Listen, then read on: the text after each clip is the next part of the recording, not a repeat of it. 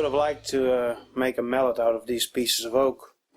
They came from a tree that my brother cut down, but I ended up playing a never-ending game of Monopoly, so not much was done with the wood lathe this weekend.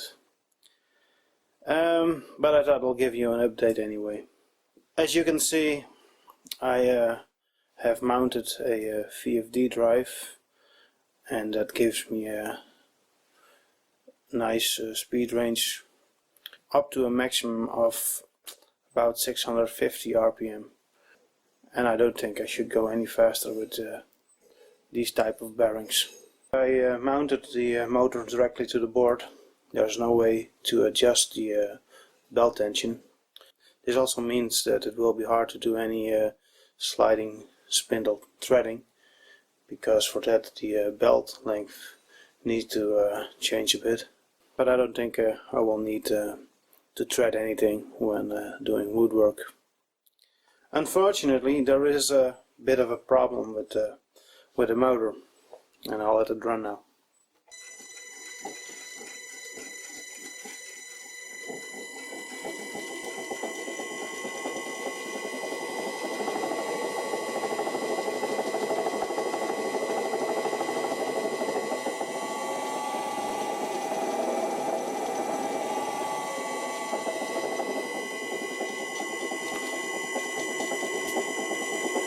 At first I thought it was the lathe that was causing that rattling sound, but it turns out it is the motor.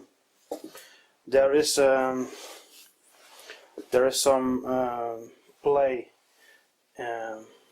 on the motor axle, and it seems like there's only play on the axle when I try to move the pulley towards me. When I move it up and down, it is, well, there's still a bit, but it is less. And I think this is because of the bearing seat, probably on the rear, is worn out, so it's a bit egg-shaped. Well, I suspect that this is the problem. I did put new bearings in there. This is the motor running at 20 Hz, and I can stall it quite easy. 30 Hz, no problem. And here is what a motor sounds like without the lathe running. This is full speed, 60 Hz.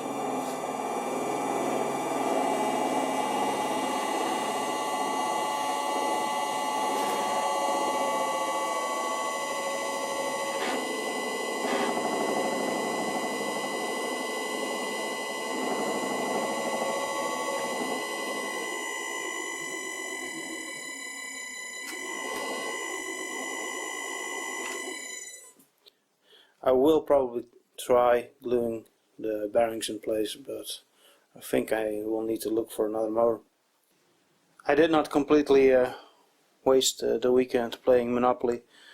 I also made a new tool rest, which is a lot wider than the original unit. I think this will be much more useful. It's a very simple design. It's turned down a piece of round stock and welded on 30 centimeters of angle iron. This is a 3mm thick. I'm not sure if it will be strong enough, but if it isn't, I'll just shorten this one and make a new one using a thicker angle iron. It did warp a bit after welding, so I filed it down a bit in the middle. There's one more repair I did, not in a weekend but last week, and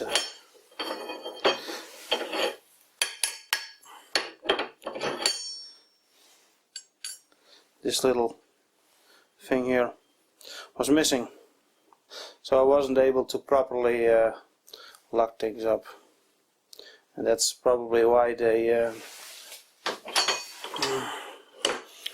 added a set screw. This actually took a long time to make. Alright, I'll leave you with a couple of pictures how I made this small part. I probably overcomplicated things. Maybe you know a simpler way. Let me know.